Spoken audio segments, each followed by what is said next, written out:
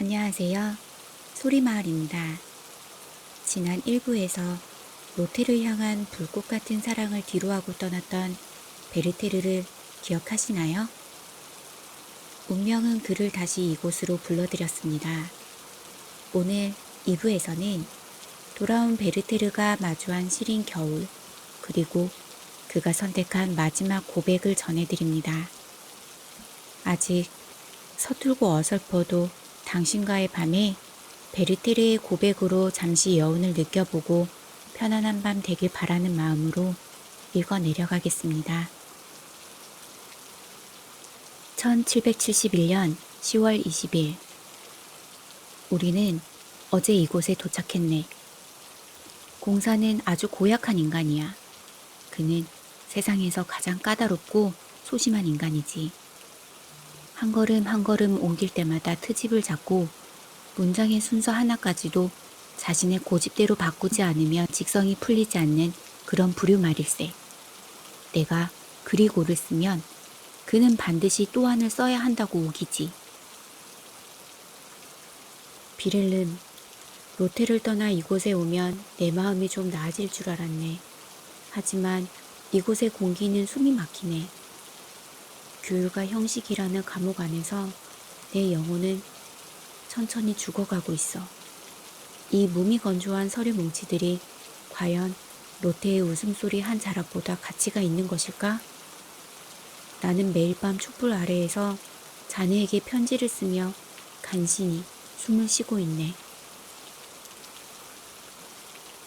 1771년 11월 26일 이곳 사람들은 대체 무엇을 위해 사는지 모르겠네. 그들은 오직 관직의 높낮이와 가문의 이름만을 따지며 서로를 헐뜯고 있네. 내가 만난 한 젊은 귀족은 자신의 조상이 300년 전에 어떤 훈장을 받았는지에 대해서만 1시간을 떠들더군. 그들에게 인간의 진심이나 고뇌 따위는 아무런 가치가 없네. 베르테르 씨, 당신은 너무 열정적이에요. 이 바닥에선 그게 독이 된다는 걸 모르시나요? 공사가 내게 던진 말이라네. 차가운 얼음 같은 인간들 사이에서 내 뜨거운 심장은 갈 곳을 잃었어. 내 마음은 여전히 그곳 로테의 곁에 머물러 있네.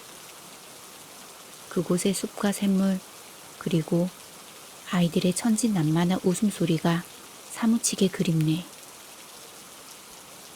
1771년 12월 24일 크리스마스 이브라니.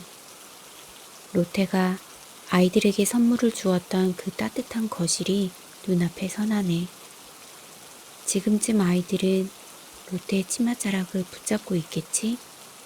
촛불 사이로 번지던 그 평화로운 풍경, 로테가 직접 구운 빵 냄새. 나는 지금 이 차가운 타양의 방 안에서 무엇을 하고 있는 건가? 편지 한 장 쓰는 것조차 공사의 검열을 받아야 하는 이 비참한 처지라니. 비를른, 나는 내가 가진 열정의 절반이라도 이곳 사람들이 이해할 수 있다면 얼마나 좋을까 생각하네. 이 화려하고 가식적인 연회장보다 로테의 집 앞 낡은 벤치가 내게는 천국이라네.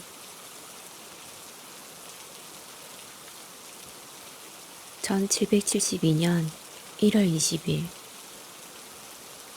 비렐름, 이곳에서 유일하게 내 마음을 알아주는 사람은 시연뿐이라네. 그녀는 귀족 가문의 딸이지만 다른 이들처럼 거만하지는 않아. 그녀와 대화를 나누고 있으면 잠시나마 이 숨막히는 일상을 잊을 수 있지. 그녀의 맑은 눈동자를 보며 나는 가끔 로테를 떠올리네. 베르테르 씨, 당신은 가슴 속에 너무 큰 불을 품고 있어요. 그 불이 당신을 태워버릴까봐 겁이 나요. 그녀가 내게 한 말일세. 나의 로테, 당신은 지금 무엇을 하고 있습니까? 알베르토와 함께 행복한가요? 그가 당신을 나만큼 소중히 여기고 있나요? 1772년 2월 20일. 비렐름, 내가 이곳에서 무엇을 하고 있는지 자네는 짐작도 못할 걸세. 이곳 사람들은 오직 설과 관습에만 매달려 있네. 어느 날 저녁 식사 자리에서 어느 귀족 부인이 내게 묻더군. 베르테르 씨는 조상 중에 자기를 가지신 분이 계신가요? 내가 침묵하자 그녀의 눈빛은 순식간에 싸늘하게 식어버렸어. 그들에게 인간의 영혼이란 가문의 문장보다 가치 없는 것일세. 로테의 집 앞마당에서 아이두가 뒹굴며 웃던 그 순수한 시간이 미치도록 그립네. 나는 왜 이곳에서 나의 소중한 생명을 낭비하고 있는 것인가? 1772년 3월 15일. 오늘 밤 내 인내심은 한계에 다다랐네. 폰 S 백작의 집에서 열린 모임에 참석했다가 나는 공개적인 망신을 당했네. 귀족들만의 폐쇄적인 모임이 시작되자 사람들은 나를 이방인 취급하며 노골적으로 불쾌한 기색을 내비쳤어. 심지어 나를 아끼던 백작마저 난처한 기색으로 내게 다가와 조용히 떠나줄 것을 권하더군. 모두가 지켜보는 가운데 그 거실을 가로질러 나오던 순간 내 귀에는 그들의 비웃음 소리가 환청처럼 들려왔네. 시양조차 사람들의 눈치를 보며 고개를 돌리더군. 비렐름, 나는 끓어오르는 분노를 참으며 밤거리로 뛰쳐나왔네. 인간의 가치가 신분에 의해 결정되는 이 비루한 세상에 더는 머물 이유가 없네. 나는 당장 사표를 던질 걸세. 1772년 5월 9일. 드디어 그 지옥 같은 곳을 떠나 고향으로 향하고 있네. 어린 시절 뛰어놀던 보리수 나무 아래 앉아 있으니 비로소 숨이 쉬어지는 것 같더군. 세상은 나를 거부하고 모욕했지만 자연은 여전히 변함없는 모습으로 나를 품어주고 있네.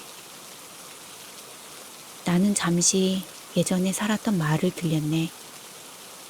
그곳의 모든 것은 그대로인데 나만 변해버린 것 같아 서글펐지. 하지만 내 발걸음은 이미 내 의지를 벗어났네. 그녀를 향해 달려가고 있어. 자네는 나를 미쳤다고 하겠지? 하지만 로테가 없는 세상은 내게 아무런 의미가 없어. 죽음보다 깊은 갈망이 나를 다시 그곳으로 이끌고 있네. 1772년 7월 16일. 그녀를 다시 보았네. 그녀를 다시 보았어. 그녀의 목소리를 듣는 순간 내 심장은 멈추는 줄 알았네. 로테는 여전히 눈부시게 아름다웠고 나를 반겨주었지. 하지만 그녀의 곁에는 이제 알베르트가 남편이라는 이름으로 서 있네. 그가 그녀의 손을 잡을 때마다 내 가슴은 면도칼로 베어내는 듯한 통증을 느끼네. 나는 웃으며 인사를 건넸지만 내 안의 영혼은 피를 흘리고 있었어. 이제 내게 남은 건 그저 그녀의 그림자만이라도 밟으며 견디는 일 뿐이라네.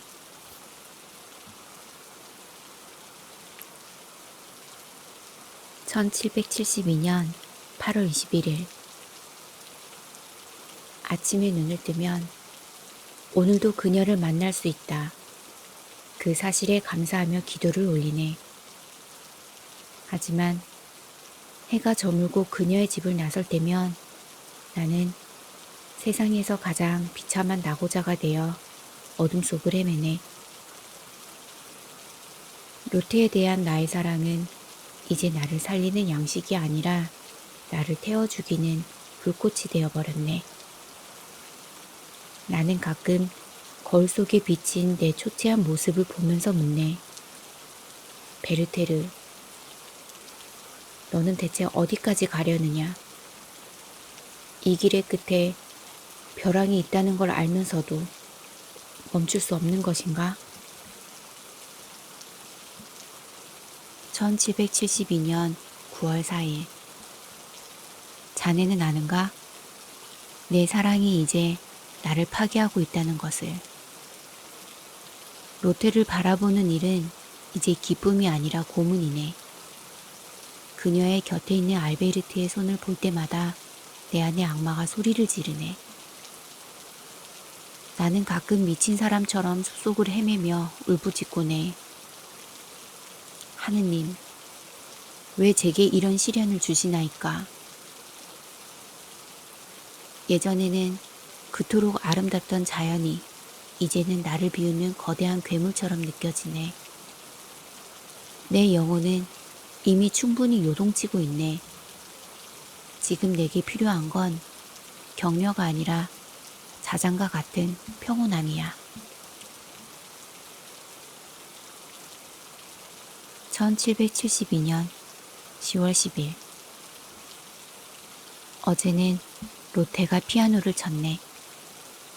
그 선율이 내 가슴을 훑고 지나갈 때마다 나는 죽음을 떠올렸어. 그녀는 나를 걱정스러운 눈빛으로 바라보며 말했지. 베르테르 씨, 제발 당신 자신을 아끼세요. 하지만 그녀는 모르네. 내 자신을 아끼는 유일한 방법은 그녀를 완전히 소유하는 것뿐이라는 사실을. 소유할 수 없는 것을 갈망하는 이 형벌은 언제쯤 끝이 날까? 내 영혼은 이미 말라붙어 버렸고 내 눈물샘은 마를 날이 없네. 1772년 11월 26일. 매일같이 비가 내리네.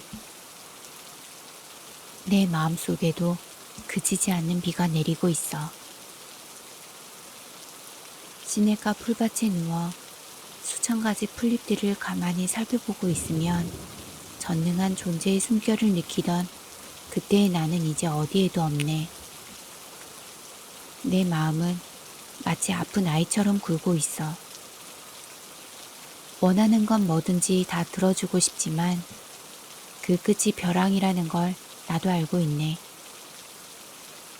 하지만 친구여, 남들에겐 이런 말 하지 말아주게.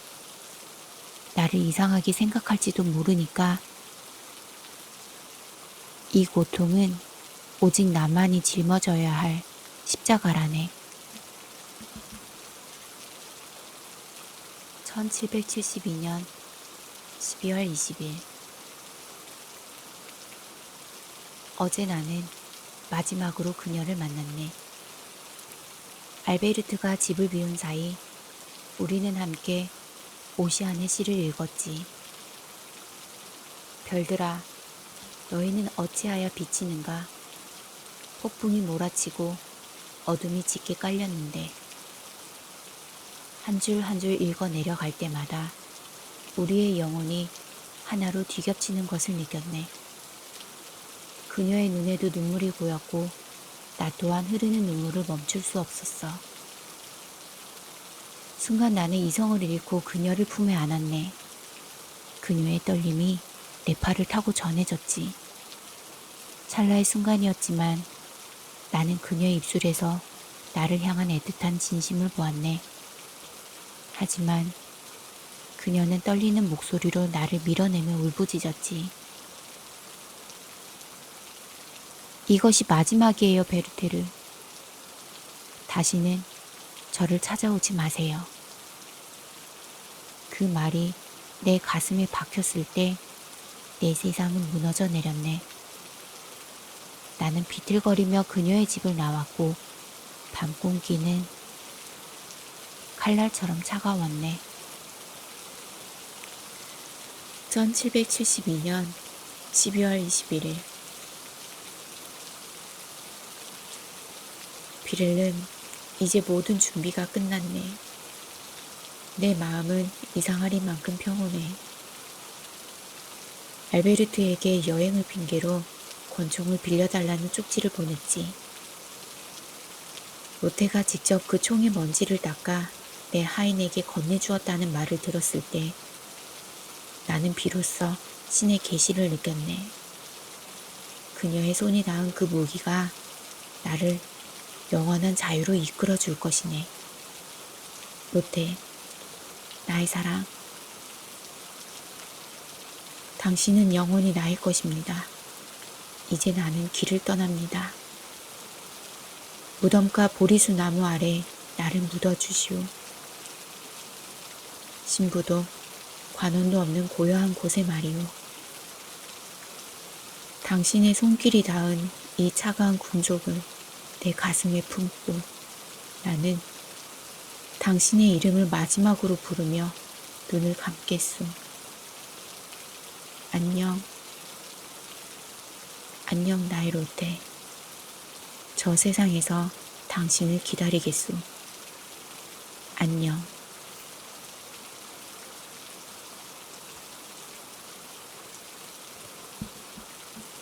사랑의 모든 것을 걸었던 청년 베르테르의 마지막 편지까지 함께 들어보았습니다.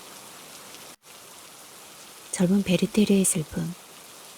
수백 년이 흘러도 이 이야기가 끊이지 않고 흘러간다는 건 우리 안에도 베르테르와 같은 순수한 열정이 숨어 있기 때문이 아닐까요? 누군가를 이토록 뜨겁게 사랑할 수 있다는 것, 그리고 그 마음을 끝내 지키려 했던 그의 진심이 여러분에게 닿았는지 궁금합니다. 비록 그의 이야기는 멈췄지만 오늘 밤 여러분의 마음속에는 시리지 않는 따뜻한 온기가 남기를 바랍니다. 긴 시간 베르테르의 고백에 귀 기울여 주셔서 감사합니다. 서툴고 아픈 사랑이었지만 그의 진실했던 마음만큼은 이 밤 여러분에게 포근한 자장가가 되었기를 소망해 봅니다. 오늘 밤 세상에서 가장 편안한 꿈 꾸시길 바랄게요. 지금까지 소리마을이었습니다. 편안한 밤 되세요.